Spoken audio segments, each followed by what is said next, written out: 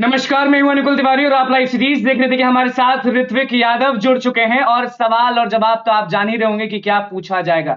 BPSC शिक्षक भर्ती परीक्षा को लेकर बवाल हो रहा है। 9-10 के लोग आवाज कर रहे हैं, उठा रहे हैं आवाज, बीपीएससी आयोग जा रहे हैं, अतुल प्रसाद को बोल रहे हैं बहुत चीज कि हमारा रिजल्ट कब आएगा। ऋत्विक यादव, स्वागत है आपका। जी, लाइव सीरीज को भी मेरे तरफ से बहुत-बहुत धन्यवाद कि जिस तरीके से हालात अभी बिगड़ा हुआ है।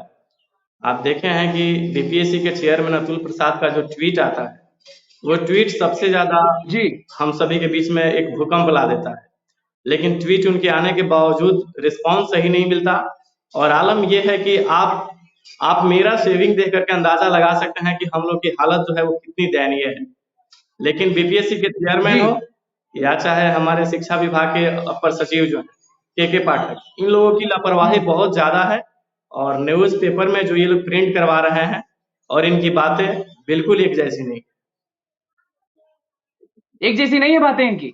बिल्कुल एक जैसी नहीं है। आप देखिए कि कई बार ये बातें बोला गया शिक्षा विभाग के जो चेयरमैन हैं उनके तरफ से और जो हमारे अतुल प्रसाद हैं उनके तरफ से भी कि हम जो भी रिजल्ट हमारा है वो हम डिक्रीजिंग ऑर्डर में फॉलो करेंगे। पहले 11th-12th का हम रिजल्ट पब्लिश करेंगे और उसके बाद हम 9th-10th का बिल्कुल। पब्लिश करेंगे। उसके बाद 1 to 5 का रिजल्ट हम पब्लिश करेंगे।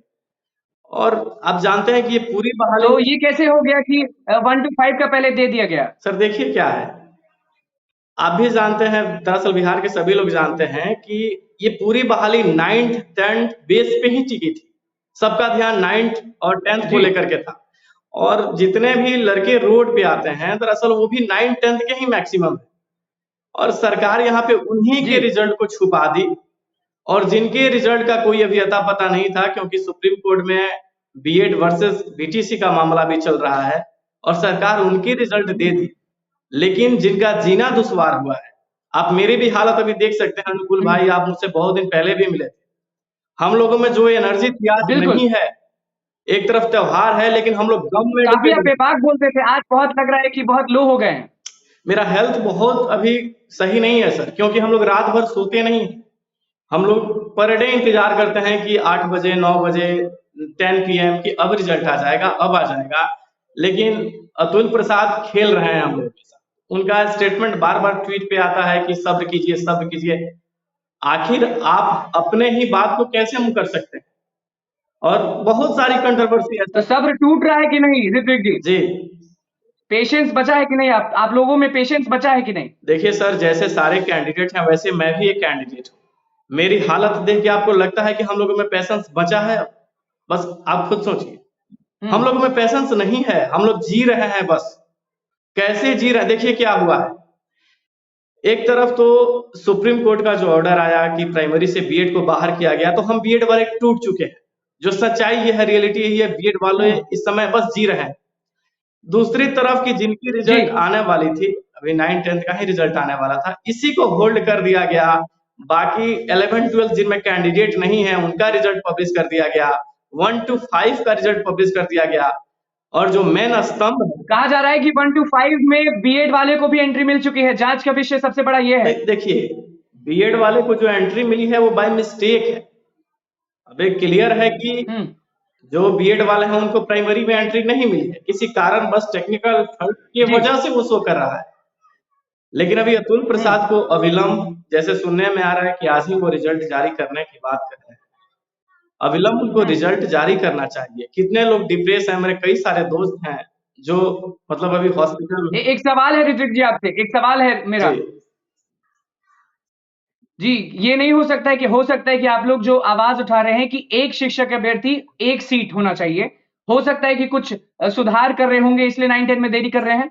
सर ये तो ट्विटर के मास्टर हैं अतुल प्रसाद जी। हमको तो कभी-कभी मतलब इनके ट्विटर के हाँ, मास्टर ये हैं। ट्विटर के मास्टर हैं। तो इतनी सी बात वो ट्वीट क्यों नहीं कर देते? अगर ये इन बातों में सच्चाई है हुँ, तो उनको ट्वीट कर देना चाहिए। आप अपने नोटिफ़िकेशन में एक बहुत बार बोल चुके हैं कि हम 11th-12th में जिनको सेलेक्ट करेंगे उनको 9th-10th से एलिमिनेट कर देंगे और आप 2 दिन पहले अपने जी, प्रेस वहीं लॉक कर दिया हाँ, जाएगा। 11-12 में उनको लॉक कर दिया लॉक कर जाएगा। दिया जाएगा और 2 दिन पहले आप अपना प्रेस कॉन्फ्रेंस करते हैं और उसमें कहते हैं कि कोई कैंडिडेट 11th-12th में अगर सेलेक्ट हो जाता है और 9th-10th में भी वो रिजल्ट दे रहा है तो जी, वहाँ भी हम उसको देंगे और 1 to 5 में अगर आ रहा है तो वहाँ भी देंगे। अब बताइए कि एक कैंडिडेट एक जगह ज्वाइन करेगा, 2 जगह का सीट तो खा रहा है ना वो।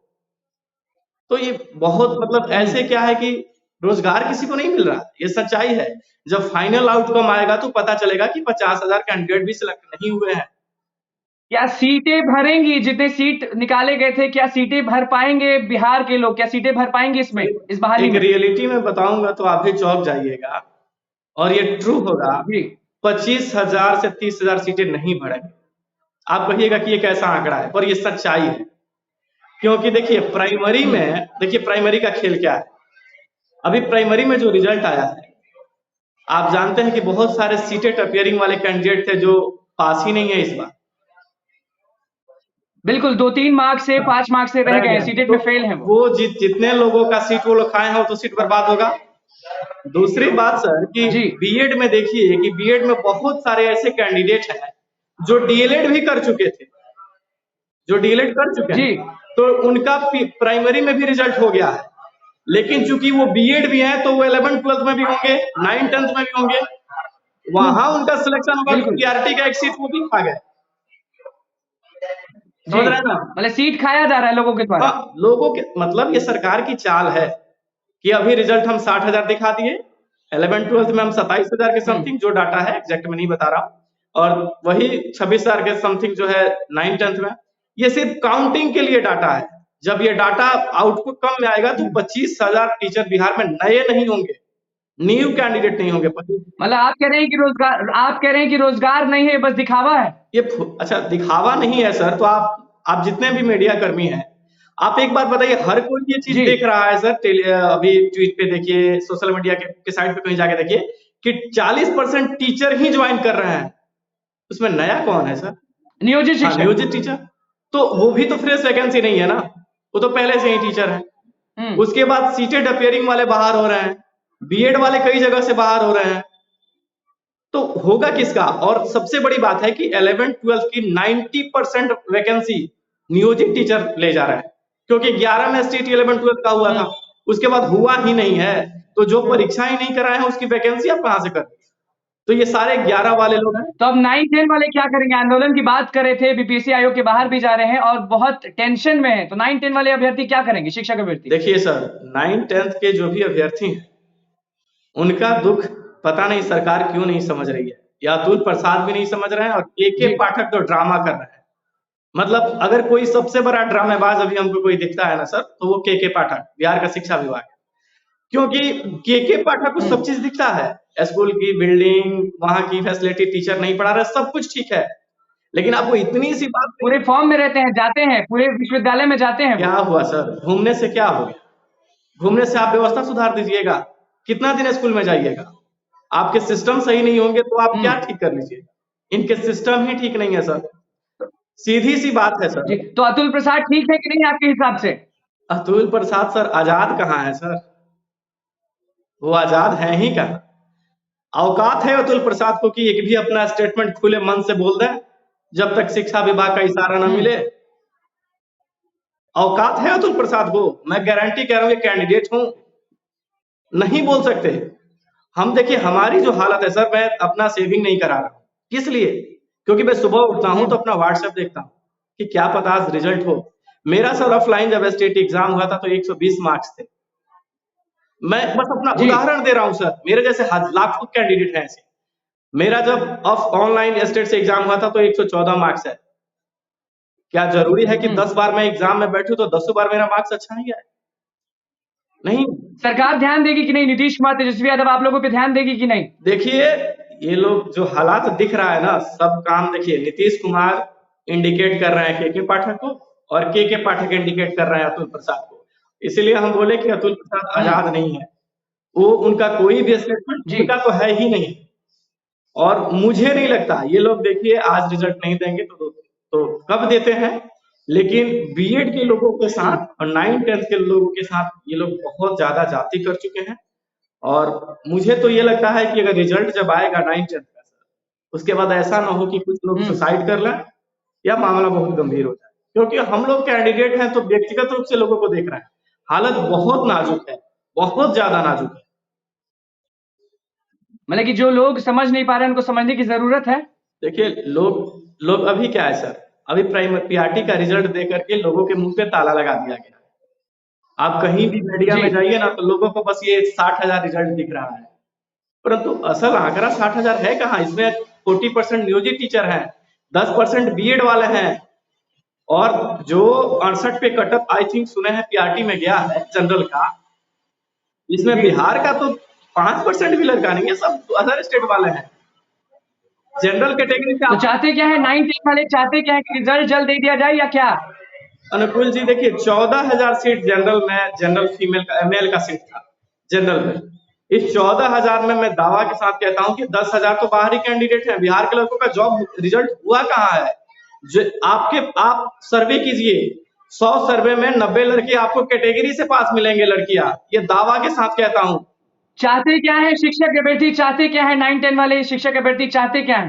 नीतीश कुमार जो गलती कर चुके हैं उसको सुधार लेते, 11-12 का रिजल्ट जैसे वो दे दिए हैं, उसमें जिनका सिलेक्शन हो जा रहा है 9-10 में उनको बाहर कर दें, जी फ्रेश कैंडिडेट को मौका दे दें, और जो लड़के प्राइमरी में सिलेक्ट हो गए हैं, जो भी सीटेट पास नहीं करते हैं, उनका एक लिस्ट तैयार करें, और वेटिंग लिस्ट जितने लोग जी छंटते हैं उनका एक वेटिंग लिस्ट बना लें, और बाकी लोग उसमें सिलेक्ट करके जी। सबको जॉब दें। सब ये मेरी बात नहीं है। ये बताइए आखिरी सवाल होगा, अगर नीतीश कुमार, तेजस्वी यादव, अतुल प्रसाद, के पाठक यानी शिक्षा विभाग, बीपीएससी आयोग और सरकार अगर ये चीज नहीं करती है तो 9-10 वाले और बीपीएससी शिक्षक अभ्यर्थी जितने भी हैं वो क्या करेंगे? देखिए सर, 4 साल से हम लोग लड़ रहे हैं, और हम लोग टीचर बने या ना बने, पर हम लोग को राजनीतिज्ञ ये लोग जरूर बना रहे हैं, और इनके राजनीतिज्ञ पे सवाल जब उठना चालू हो जाएगा अच्छे से, अब मरता क्या नहीं करता सर, जब हालात बद से बदतर हो जाएगी, जो बीएड वालों की नौकरी नहीं होगी, जो जिसके पास टैलेंट है वही बाहर हो जाएगा, तो देखिए जी अभी क्या है, अभी आरजेडी जेडीयू आपस में लड़ रही है और हम लोगों को पेर रही है ना, बिल्कुल। उनकी आपस की लड़ाई है और हम लोग पेरा रहे हैं। तो नीतीश जी अच्छा कर रहे हैं, उनको पीएम बनना है तो बने, अदर स्टेट को मौका दे दिए हैं, ठीक है, सब लोगों के नजर में ये बातें हैं। और अभी तेजस्वी यादव जी कहीं आई थिंक चंपारण के साइड गए थे कहीं, मैं एग्जैक्ट नहीं बता रहा हूँ, तो वहां जाकर के भाषण दे रहे थे कि डोमिसाइल लागू कर देंगे, बिहारियों का जॉब देंगे। किसे चूतिया बना रहे हैं महाशय? आपसे ज्यादा पढ़े लिखे लोग हैं, चूतिया किसको बना रहे हैं? चूतिया इतना मत बनाइए। चलिए बहुत बहुत धन्यवाद ऋत्विक यादव, बहुत बहुत धन्यवाद आपका जुड़ने के लिए। तो बस ऋत्विक यादव का क्या कुछ कहना था, शिक्षक अभ्यर्थी हैं, 9-10 को लेकर क्या कुछ कहे हैं, अतुल प्रसाद को सुनाए, के पाठक को सुनाए, सरकार को सुनाए, और तेजस्वी यादव नीतीश कुमार को क्या बोले और मांग क्या कर रहे हैं वो भी आपने सुन लिया। तो बस लाइव सीरीज के साथ बने, मैं चैनल को सब्सक्राइब कर पेज को लाइक कर। धन्यवाद।